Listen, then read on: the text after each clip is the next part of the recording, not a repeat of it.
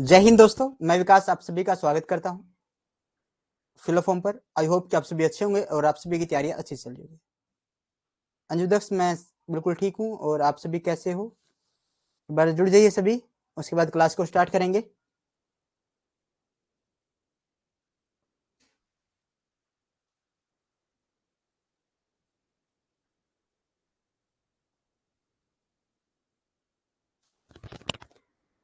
जुड़ जाइए एक बार सभी।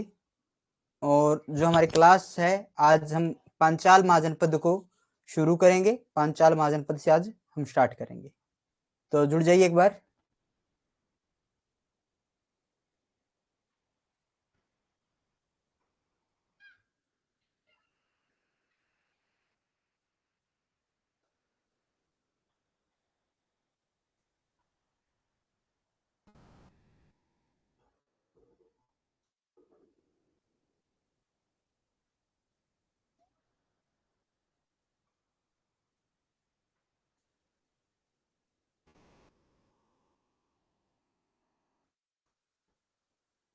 चलो,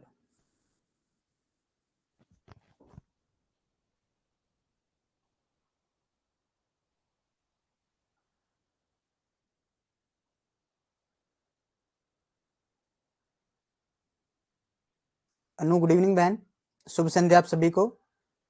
और कमेंट कर दीजिए एक बार ऑडियो एंड वीडियो क्लियर है, उसके बाद क्लास को स्टार्ट करेंगे। और आज की जो हमारी क्लास शुरू होगी वो पांचाल महाजनपद से होगी, और पांचाल महाजनपद को हम ब्रीफली डिस्कस करेंगे।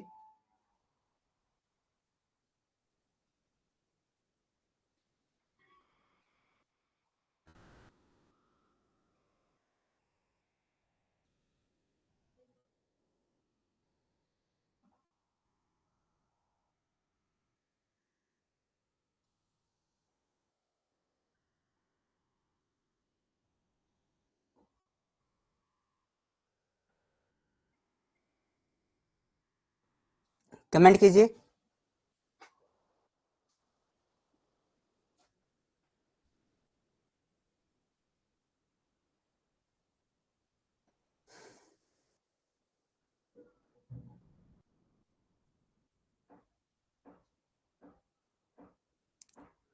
तो शुरू करते हैं पांचाल महाजनपद को। पांचाल महाजनपद गंगा नदी इसे दो भागों में बांटती है, उत्तरी पांचाल और दक्षिणी पांचाल। उत्तरी पांचाल की राजधानी अहिछत्र थी और दक्षिणी पांचाल की राजधानी कंपिल्य थी। महाभारत में एक पात्र द्रौपदी यहीं की रहने वाली थी। देखिए कौन सा है। कितने टाइम हो गया है क्लास स्टार्ट हुए? अनु अभी क्लास स्टार्ट हुई है, जस्ट अभी, ठीक है, थोड़ा ही समय हुआ है। फर्स्ट स्लाइड है ये हमारी। क्या है? पांचाल नरेश। पांचाल महाजनपद। पांचाल महाजनपद को गंगा नदी दो भागों में बांटती है। दो भागों में गंगा नदी बांटती है।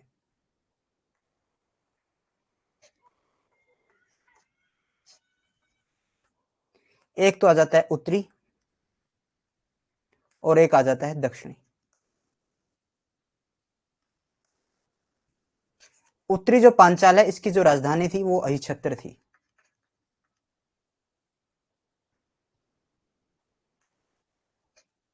अहिछत्र। दक्षिणी जो पांचाल था, सॉरी, दक्षिणी जो पांचाल है उसकी जो राजधानी थी वो कांपिल्य थी।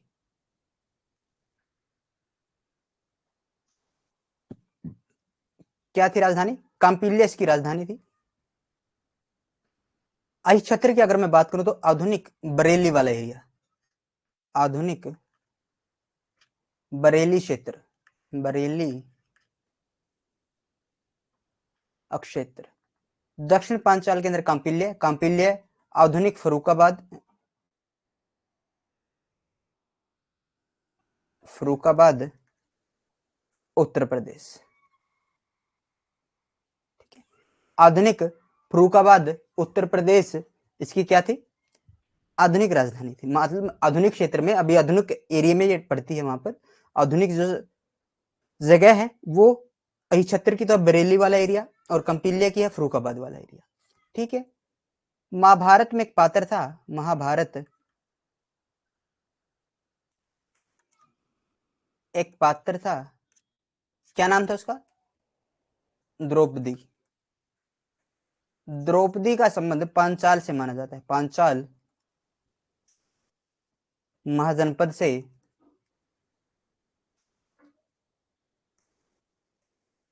माना जाता है। और इसे क्या कहते हैं? इसे पांचाली कहा जाता था, पांचाली कहा जाता था। क्या कहा जाता था? पांचाली इसे कहा जाता था।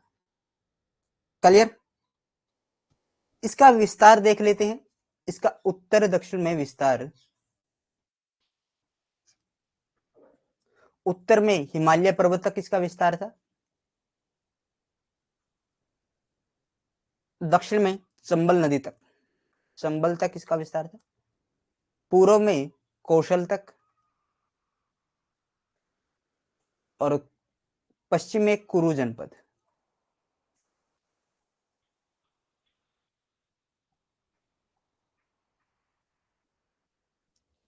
Clear? Panchal Mahajanapada. The river Ganga used to divided into two parts, north Panchal and south Panchal. The capital of north Panchal was Ahichhatra and the capital of the south Panchal was कंपिल्य।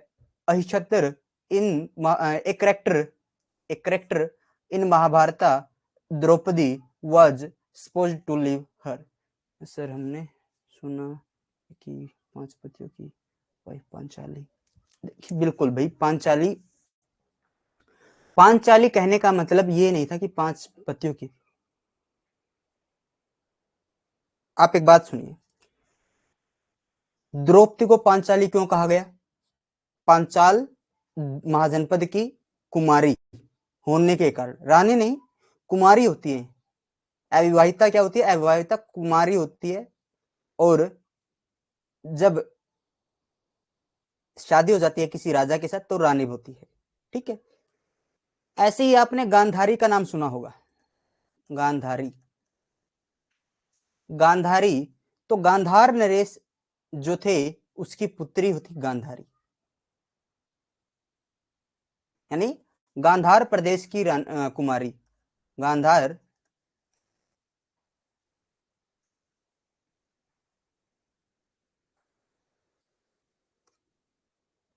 प्रदेश की कुमारी। ठीक है? इसी प्रकार जोधाबाई, जोधपुर की रानी। समझे? अब आगे बढ़ते हैं भाई। आगे आपका आ जाता है सूरसेन।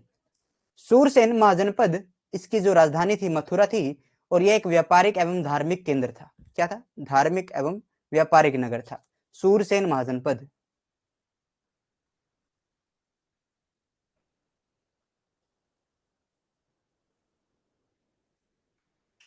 सूरसेन महाजनपद, राजधानी मथुरा। राजधानी मथुरा। सूरसेन जो था एक व्यापारिक एवं धार्मिक नगर था, एक व्यापारिक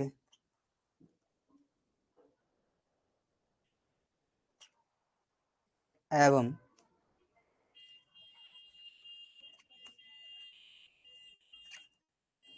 धार्मिक नगर था। शासक की मैं बात करूं तो शासक जो थे यहाँ के अवंती पुत्र थे।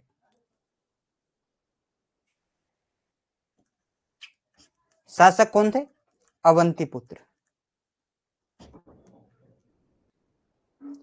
अवंती पुत्र शासक थे।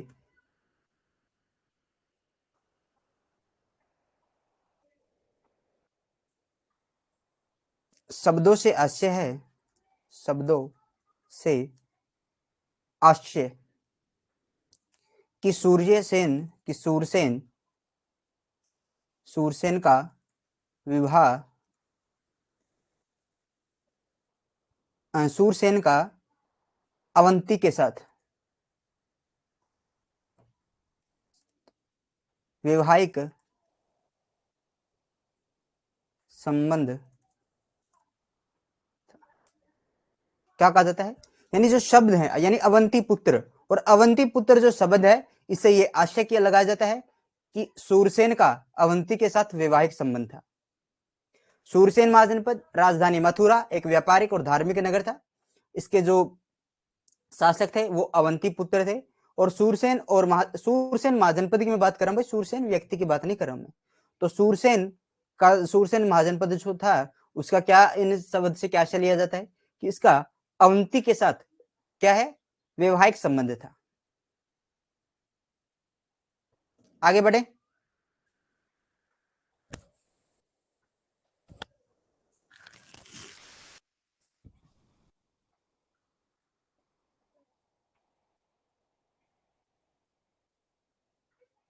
आगे बढ़ते हैं भाई। मत्स्य महाजनपद। मत्स्य महाजनपद यह जनपद अलवर, भरतपुर, जयपुर इन तीनों को मिलाकर बना था। राजस्थान में स्थित एकमात्र महाजनपद है। पहले चेदी महाजनपद के अधीन था और इसकी राजधानी विराटनगर थी और बाद में मगध में मिला लिया गया था। क्या है? मत्स्य महाजनपद। मत्स्य महाजनपद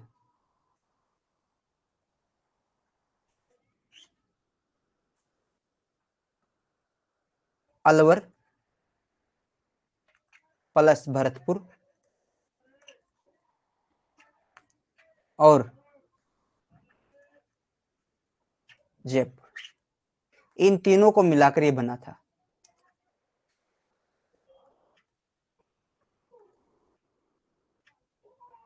तीनों को मिलाकर ये बना था। राजस्थान में स्थित एकमात्र जनपद है। राजस्थान में स्थित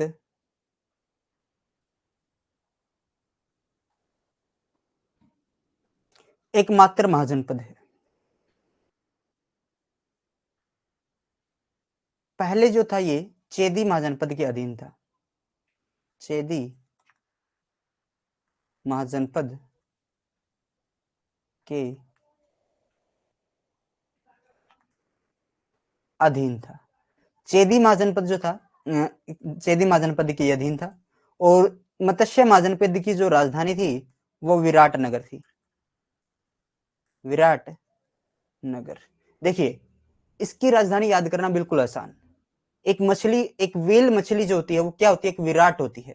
तो मत्स्य वेल मछली क्या होती है? विराट होती है। तो मत्स्य महाजनपद की जो राजधानी थी वो विराटनगर थी। क्या थी? विराटनगर। वर्तमान आपका जयपुर। वर्तमान में जो जयपुर क्षेत्र है वो इसके अधीन रहता था। ठीक है, जयपुर क्षेत्र ये विराटनगर था वर्तमान में। इसकी दो शाखाएं थी। क्या थी इसकी? दो शाखाएं थी। दो शाखाएं, एक अपर मत्स्य, एक वीर मत्स्य। ये इसकी दो शाखाएं थी। अंत में मगध में मिला लिया था। अंत में क्या किया गया? इसे मगध में मिला लिया गया था। कौन सा जनपद है? मत्स्य महाजनपद। कितने जिले, किनको मिलाकर बना था? ये अलवर, भरतपुर और जयपुर, अलवर, भरतपुर, जयपुर को मिलाकर बना था। राजस्थान में स्थित एकमात्र महाजनपद है। चेदी महाजनपद के अधीन आता है। विराटनगर जो है इसकी राजधानी हुआ करती थी और इसकी दो शाखाएं थी, अपर मत्स्य और वीर मत्स्य। और अंत में मगध में से मिला लिया गया था। अंत में क्या किया गया था? मगध में से मिला लिया गया था। क्लियर?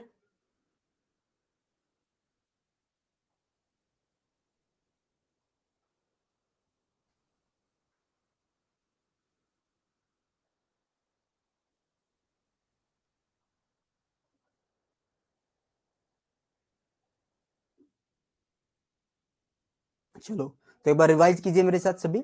मत्स्य महाजनपद अलवर, भरतपुर, जयपुर को मिलाकर बना। अलवर, भरतपुर, जयपुर को मिलाकर बना। राजस्थान में स्थित एकमात्र महाजनपद है। चेदी महाजनपद के अधीन आता है। विराटनगर इसकी राजधानी है। विराटनगर वर्तमान जयपुर है और इसके दो शाखाएं थी, अपर मत्स्य और वीर मत्स्य, अपर मत्स्य और वीर मत्स्य। अंत में किसमें मिला लिया गया? मगध में मिला लिया गया। अंत में किसमें मिला लिया गया? मगध में से मिला लिया गया।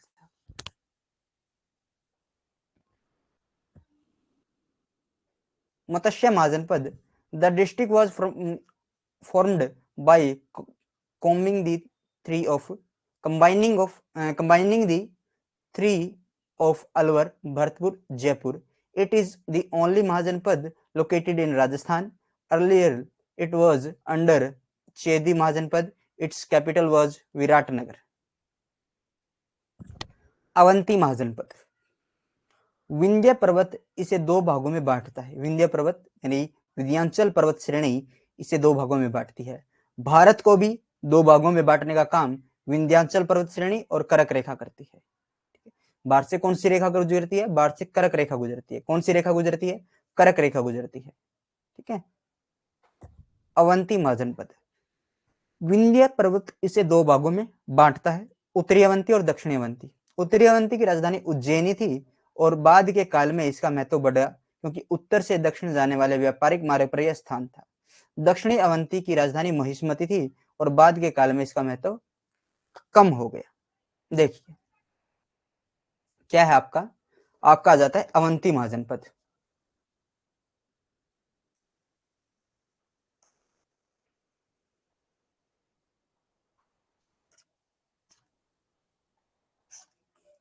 विंध्य क्षेत्र,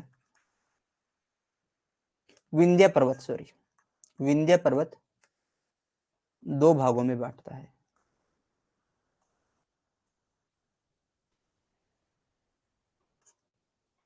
दो भाग कौन कौन से? उत्तरी अवंती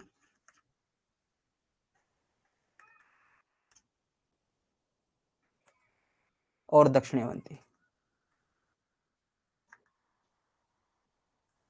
दक्षिणी अवंती, उत्तरी अवंती की राजधानी जो थी ये उज्जैनी थी। इसकी जो राजधानी थी उज्जैनी, इसकी जो राजधानी थी महिष्मती। महिष्मती,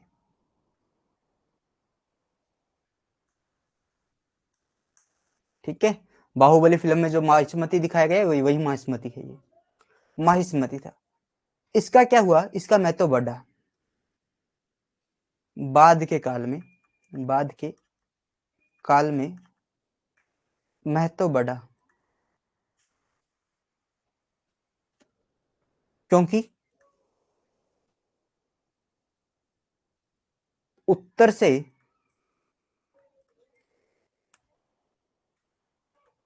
दक्षिण जाने वाले व्यापारिक मार्ग पर, दक्षिण जाने वाले व्यापारिक मार्ग पर स्थित था। ठीक है। फिर इसका क्या हो जाएगा? इसका महत्व कम हुआ। बाद में महत्व कम हुआ। ठीक है, समझ में आ गया? अवंती महाजनपद है, विंध्य पर्वत इसे दो भागों में बांटता है, उत्तरी अवंती और दक्षिणी अवंती। ठीक है। उत्तरी अवंती की राजधानी रहती है उज्जैनी, उसे उत्तर उसे उज्जैनी। ठीक है, याद होने के लिए कोई भी डिफिकल्ट नहीं है। उसे उत्तर उसे उज्जैनी। दक्षिणी अवंती की राजधानी है महिष्मती। बाद में महत्व कम हुआ।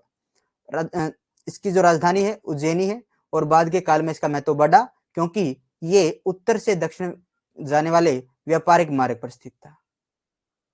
चंड प्रद्योत ने वत्स कौशल मगध के साथ युद्ध किया था और अंत में इसे शिशुनाग ने मगध में मिला लिया था। देखिए भाई, चंड प्रद्योत अवंती का शासक है। चंड प्रद्योत, ठीक है, चंड प्रद्योत।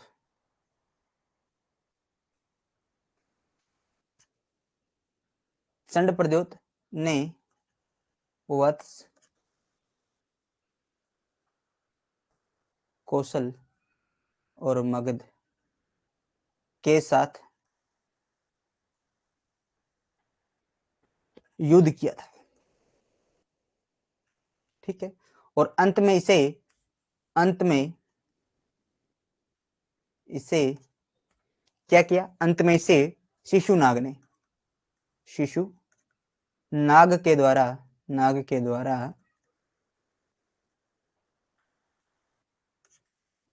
मगध में मिला लिया। क्लियर?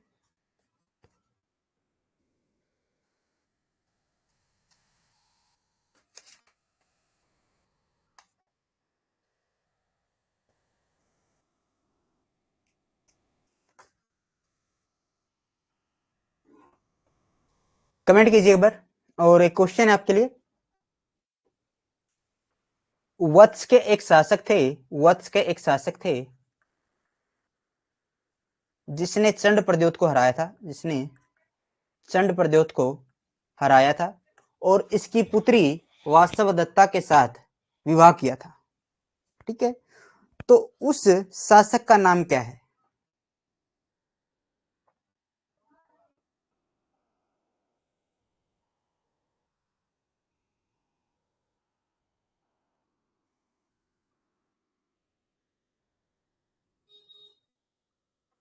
कमेंट कीजिए।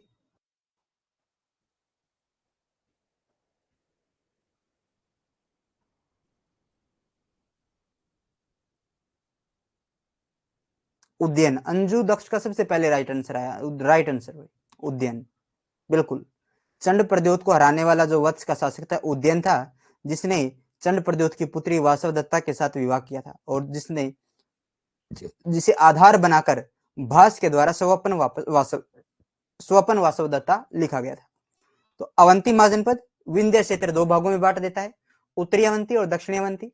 उत्तरी अवंती की राजधानी रहती है उज्जैनी। महत्व बढ़ा क्योंकि उत्तर से दक्षिण जाने वाले व्यापारिक मार्ग पर यह स्थित था। दक्षिण की जो राजधानी थी महिष्मती, महत्व कम हुआ। उसके बाद चंड प्रद्योत ने वत्स, कौशल और मगध के साथ युद्ध लड़े और अंतिम रूप से अवंती को किसमें मिला लिया गया? मगध में मिला लिया गया और शिशुनाग के द्वारा मिला लिया गया था।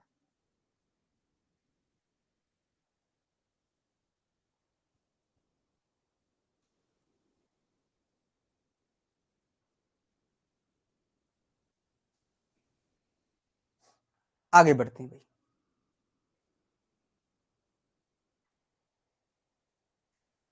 Avanti Mahajanapada, Avanti Mahajanapada Vindhya mountain divided into two parts, northern Avanti and southern Avanti. The capital of northern Avanti was Ujjaini. Its importance was great in later times because of its location on the trade route going from north to south. The capital of southern Avanti was Mahishmati. Its importance declined in later times. आगे आ जाता चेदी महाजनपद। चेदी महाजनपद आगे चलकर इसकी एक शाखा उड़ीसा में स्थापित हुई थी, जिसका प्रमुख शासक खारवेल था। ठीक है, क्या था? खारवेल, चेदी शासक। देखिए चेदी महाजनपद,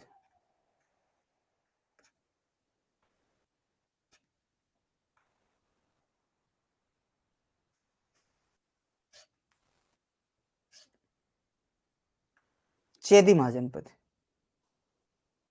प्रसिद्ध शासक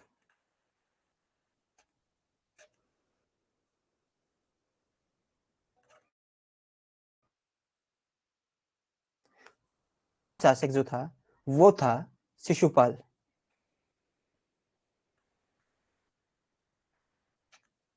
महाभारत का पात्र है, महाभारत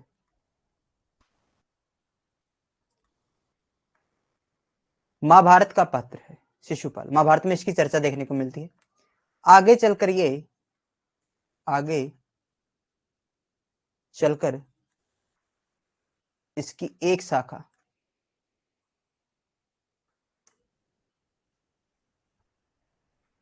उड़ीसा कलिंग में स्थापित हुई।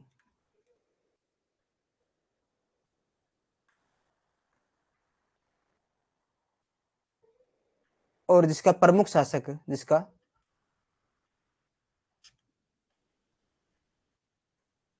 प्रमुख शासक कौन थे? खारवेल वंश के खारवेल।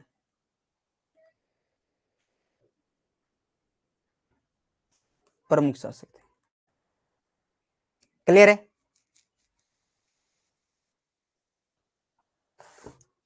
ठीक है, क्लियर?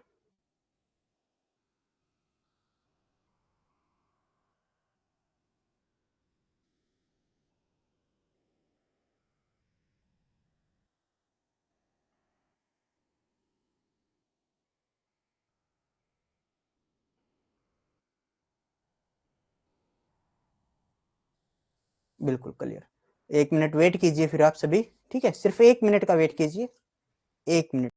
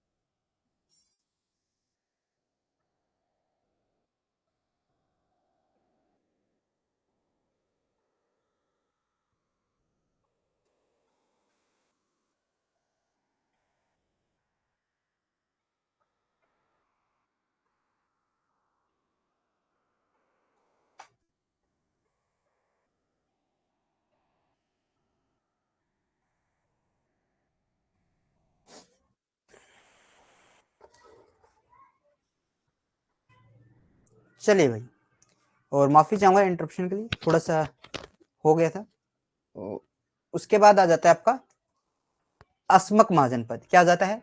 अस्मक महाजन पद एकमात्र महाजन पद था जो दक्षिण भारत में था। क्या था? एकमात्र महाजन पद जो दक्षिण भारत में था, अस्मक महाजन पद।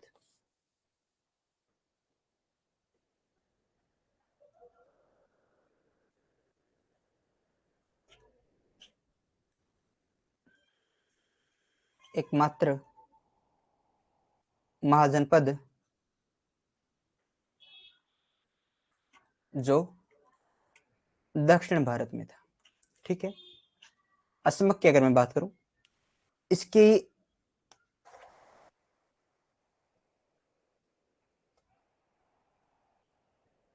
गोदावरी नदी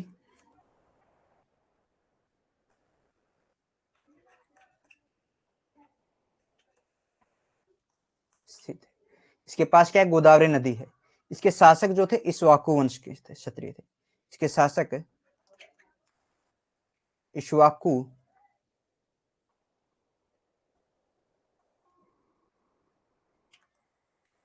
वंशीय क्षत्रिय थे।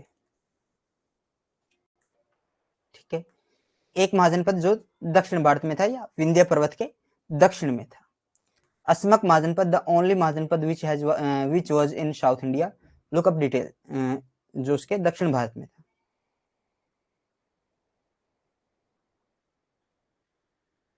आगे बढ़े, आगे बढ़ते हैं। आगे आ जाता है गांधार महाजनपद। क्या जाता है? गांधार महाजनपद, इसकी जो राजधानी है तक्षशिला है। इसके प्रसिद्ध शासक पुष्कर सेरिन थे। पुष्कर सारिन ने चंद प्रद्योत को हराया था और बिंबिसार के दरबार में एक पत्र एवं राजदूत भी भेजा था।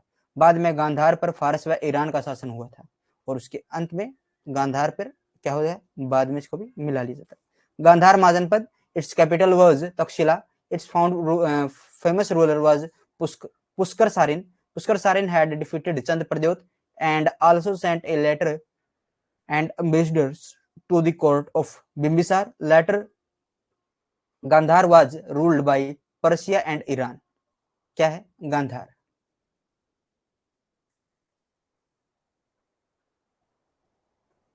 भारत के पश्चिमोत्तर क्षेत्र में है। पश्चिमोत्तर क्षेत्र में है।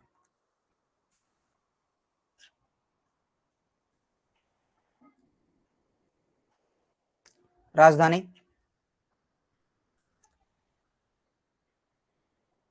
तक्षशिला। विंध्य एवं विद्या एवं प्रमुख व्यापारिक नगर था।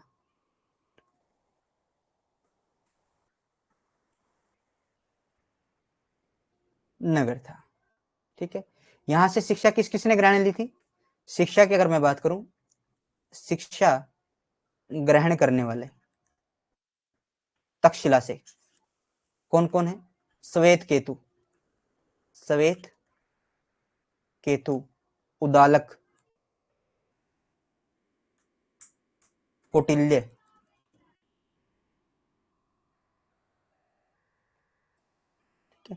कौटिल्य किसके शासक? पुष्कर सारे ने भाई।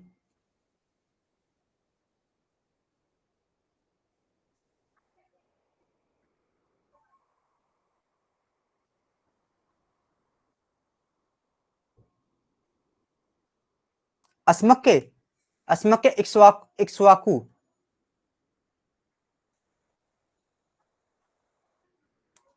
इक्ष्वाकु वंशीय। इक्ष्वाकु वंश जो हमने पढ़ा था, तो इक्ष्वाकु वंशीय शासक किसके शासक थे? इक्ष्वाकु वंशीय क्षत्रिय, यहाँ के शासक थे, ठीक है। शासक सिर्फ आपको मगध के पढ़ने हैं, और मगध के वो शासक पढ़ने हैं जिन्होंने कोई अच्छे काम किए, जिन्होंने कुछ ऐतिहासिक घटना। देखो इतिहास के अंदर आता क्या है, इतिहास आप समझ लो, इतिहास होता क्या है? अतीत में घटित कोई ऐसी घटना जिसका कोई विशेष महत्व होता है, वो इतिहास होता है। ये अदरवाइज प्रत्येक क्षण जो बीत गया वो इतिहास ही है, लेकिन फिर भी हम इतिहास के अंदर किसको रखते हैं? किसी विशेष घटना को रखते हैं। तो उन्हीं विशेष घटनाओं को हम चर्चा करते हुए चलते हैं। क्लियर? गांधार भारत के पश्चिमोत्तर क्षेत्र के अंदर है। राजधानी तक्षशिला थी।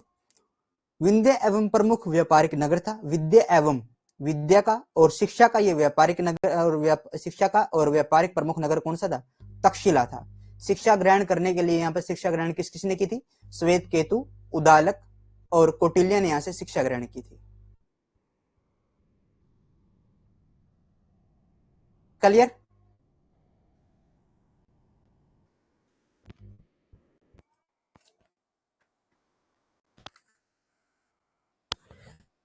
आगे बढ़े।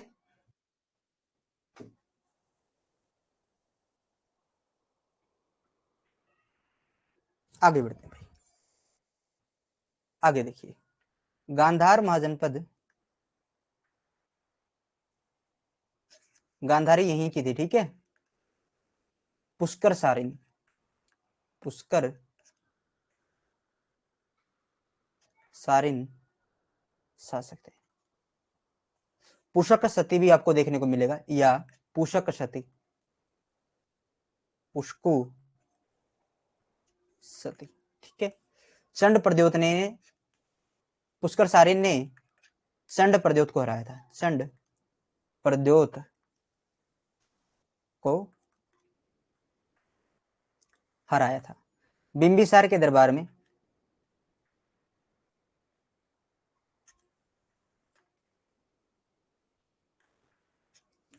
एक पत्र वह राजदूत भेजा था।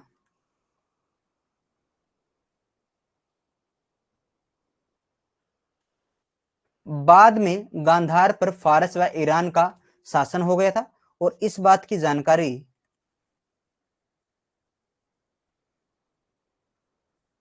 इसकी जो चर्चा है बेहुस्तून बेहुस्तून अभिलेख में मिलती है।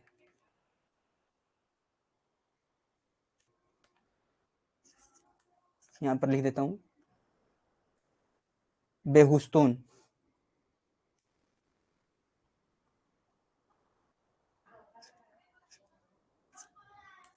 बेहुस्तून अभिलेख में इसकी जानकारी मिलती है।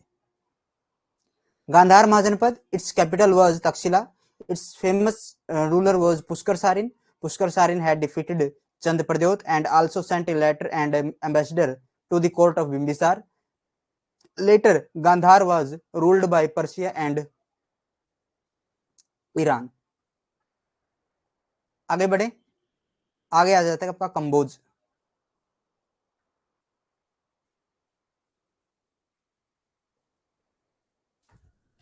आगे बढ़ते हैं। कंबोज एक महाजनपद रहता है, कंबोज भाई।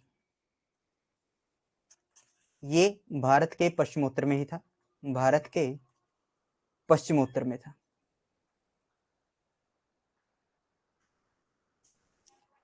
इसके दो शासकों का वर्णन है। कौन कौन से शासक हैं? एक तो चंद्रवर्मन, चंद्रवर्मन, एक सुक्षण, सुक्षण, सुक्षण, ये दो शासकों का वर्णन रहता है।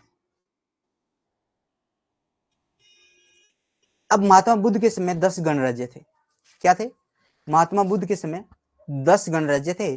उन 10 गणराज्यों की भी हम चर्चा करते हैं। ठीक है।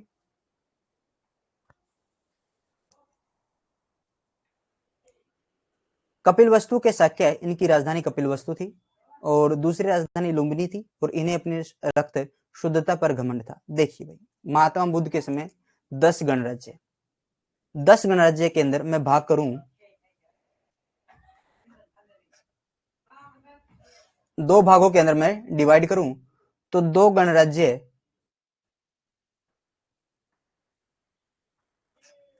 एक अवंती, सॉरी एक मल्लों के अंतर्गत, दो राज्य जो थे ये मल्लों के अंतर्गत थे, मल्लों के अंतर्गत थे। ठीक है। कपिलवस्तु के शाक्य,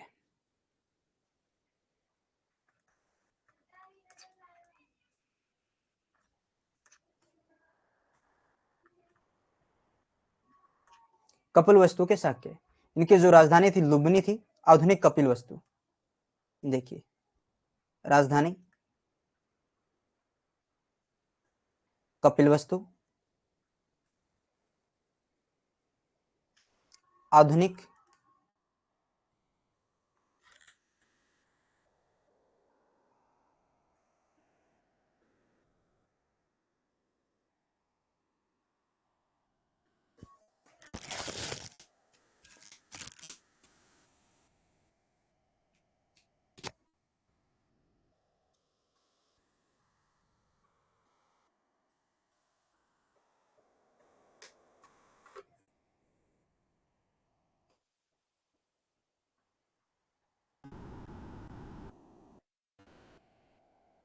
आधुनिक पिपरेवा, कपिलवस्तु आधुनिक पिपरेवा, और इसकी जो दूसरी राजधानी थी कपिलवस्तु।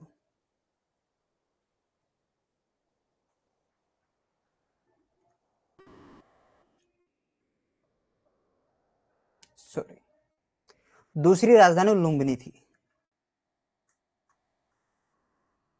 ठीक है। दूसरी राजधानी क्या थी? लुम्बिनी थी। इन्हें अपनी रक्त शुद्धता पर अधिक घमंड था। रक्त शुद्धता पर क्या था? अधिक घमंड था। रक्त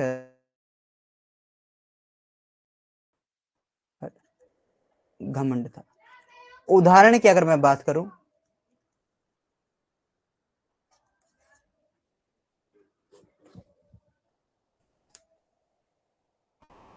उदाहरण में अपनी पुत्री का विवाह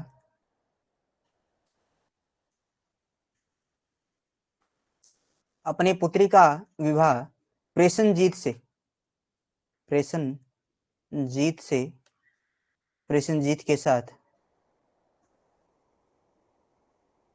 करने से मना कर दिया था,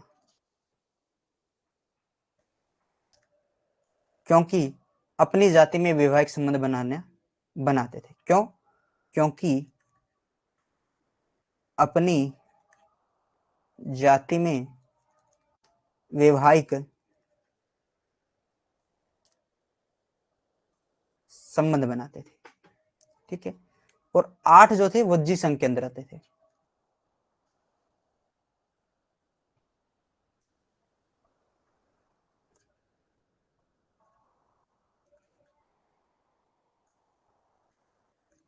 दो गणराज्य तो आते थे मल्लों के अधीन और 8 आते थे वज्जी के अधीन। जो दो गणराज्य थे उसमें से एक गणराज्य कपिलवस्तु है, इसकी राजधानी कपिलवस्तु शाक्यों की कपिलवस्तु के शाक्य जो इनकी राजधानी थी कपिलवस्तु थी, और कपिलवस्तु और दूसरी राजधानी लुम्बिनी थी। और इन्हें अपनी रक्त शुद्धता पर क्या था, घमंड था। रक्त शुद्धता पर क्या था, रक्त शुद्धता पर इन्हें घमंड था।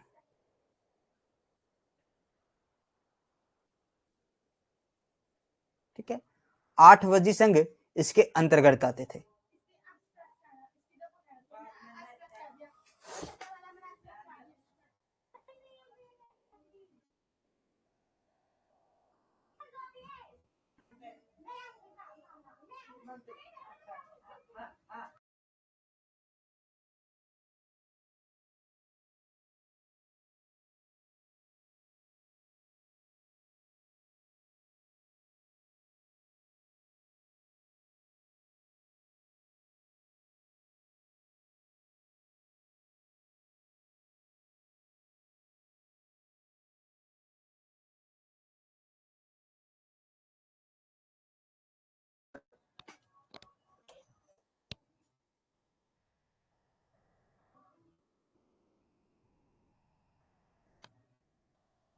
चलो माफी चाहूंगा भाई, थोड़ी सी डिस्टरबेंस के रिगार्डिंग, और जो वायर है वो हिल रही है जिसकी वजह से आपका जो नेटवर्क है वो जा रहा है बार बार।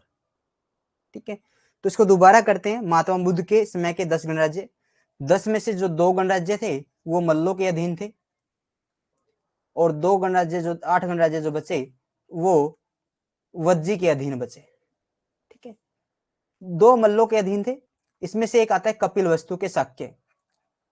कपिलवस्तु के शाक्य, इनकी 2 राजधानियां, एक कपिलवस्तु, दूसरी दूसरी इसकी राजधानी लुम्बिनी। दूसरी इसकी राजधानी लुम्बिनी। कपिलवस्तु की अगर मैं बात करूं तो आधुनिक आधुनिक पिपरवा, पिपरवावा, और इसकी दूसरी राजधानी लुम्बिनी थी। इन्हें अपनी रक्त शुद्धता पर क्या था, घमंड था, और इसलिए प्रेषणजीत के साथ, उदाहरण के लिए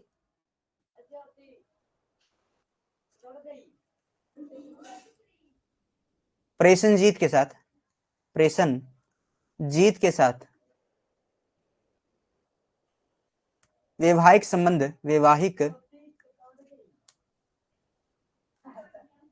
संबंध बनाने के लिए मना कर दिया था। ठीक है, वैवाहिक संबंध बनाने से मना इन्होंने कर दिया था, क्योंकि वैवाहिक संबंध जो बनाते थे वो अपने ही क्या करते थे, अपने ही जाति में बनाते थे। ठीक है, आगे आ जाते हैं आपके संघ।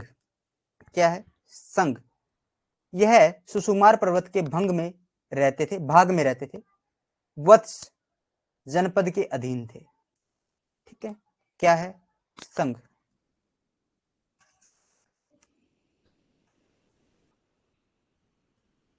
सुसुमार पर्वत के भाग में,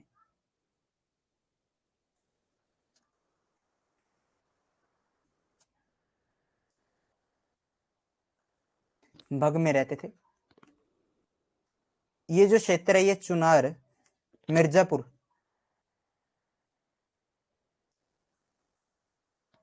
चुनार में स्थित है।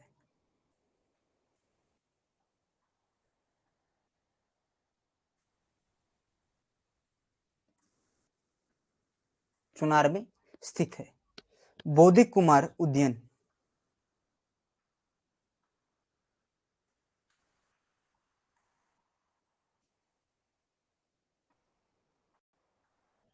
उदयन का पुत्र।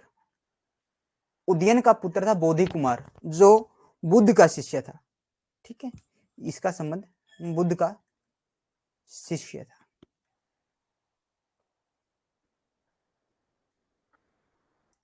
और ये जो संघ था ये वत्स महाजनपद के अधीन था। वत्स महाजनपद के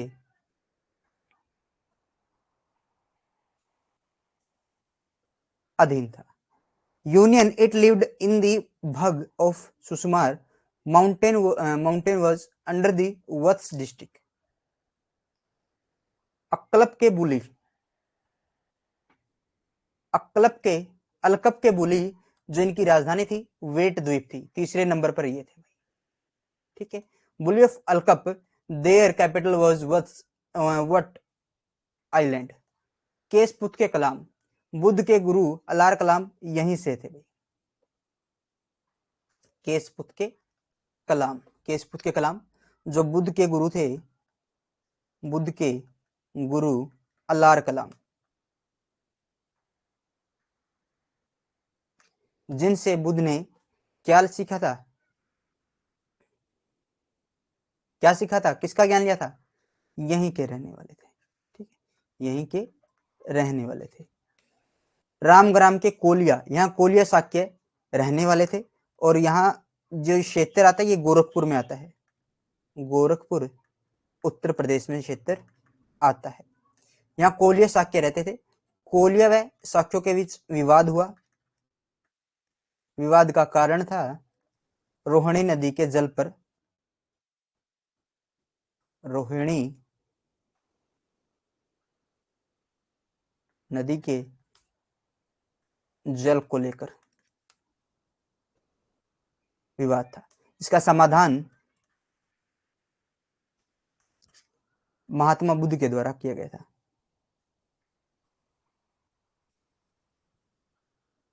द्वारा इसका समाधान किया गया था। क्लियर?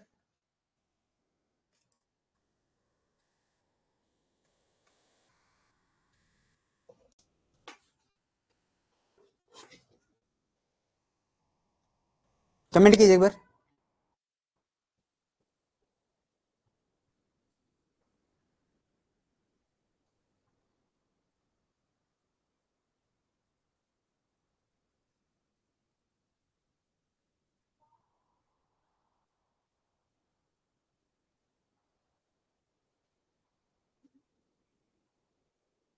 अब आपके बचते हैं कुशीनगर के मल, पावा के मल, पिपलीवन के मौर्य और वैशाली के लिच्छवी।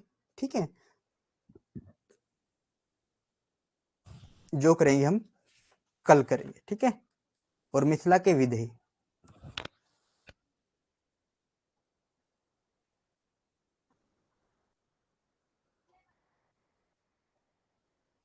कमेंट कीजिए।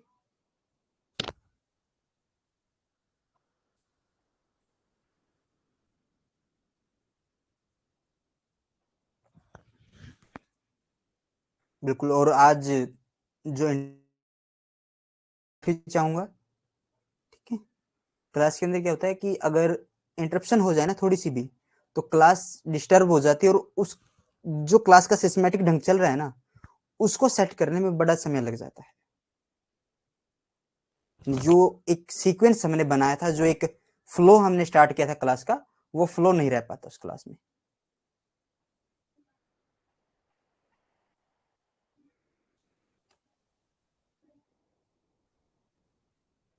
ठीक है, और तो अगर किसी को भी कोई प्रॉब्लम आ रही है क्लासेस के अंदर, वो कमेंट कर सकता है।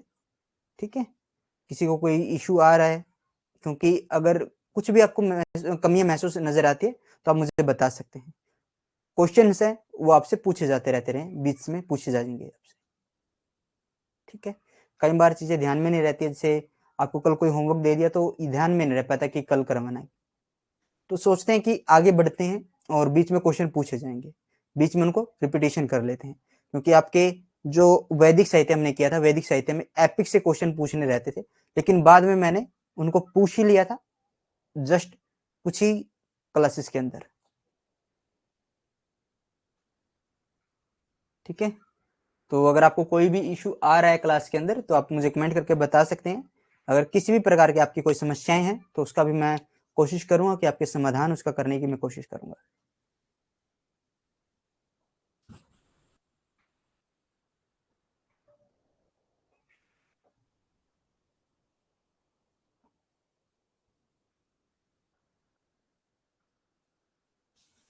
तो कमेंट कर सकते हैं आप। अगर आपको किसी भी चीज के अंदर कोई प्रॉब्लम आती रहती है तो आप जरूर कमेंट कीजिए।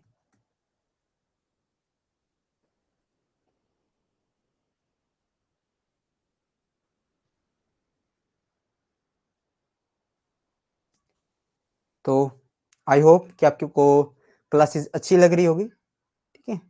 और अगर कोई कमियां नजर आती हैं तो प्लीज कमेंट करके बता दीजिए। अगर कोई कमी मुझ में रहती है तो मैं उसको दुरुस्त करने की बिल्कुल कोशिश करूंगा। अंजू दक्ष, थैंक यू बहन, thank you for class, thank you Anju. और धन्यवाद है आप सभी का, आप क्लास के अंदर जुड़े रहते हैं और इतनी पेशेंस के साथ क्लासेस को देखते हैं। आई होप कि आप अपना अच्छा एक परिणाम लेकर आओगे और एक अच्छा परीक्षा परिणाम आपके हाथ में होगा और आने वाला समय आपके लिए एक बेहतरीन फ्यूचर लेकर आने वाला है और एक बेहतरीन समय होगा आपका जीवन का, एक अच्छा पड़ाव आएगा, ठीक है। तो इसी के साथ इस क्लास को हम यहीं पर समाप्त करते हैं। फिर मिलेंगे एक नए अध्याय के साथ, कुछ नए तथ्यों के साथ। तब तक के लिए जय हिंद, जय भारत। अगर कोई कमी नजर आती है क्लास में तो कमेंट कर दीजिए, अदरवाइज क्लास के बारे में आप बाहर भी बता सकते हैं। क्लासेस आपको कैसी लग रही है, आप क्लास को शेयर कर सकते हैं। तो मिलते हैं कल एक नई क्लास के साथ, तब तक के लिए जय हिंद, जय भारत।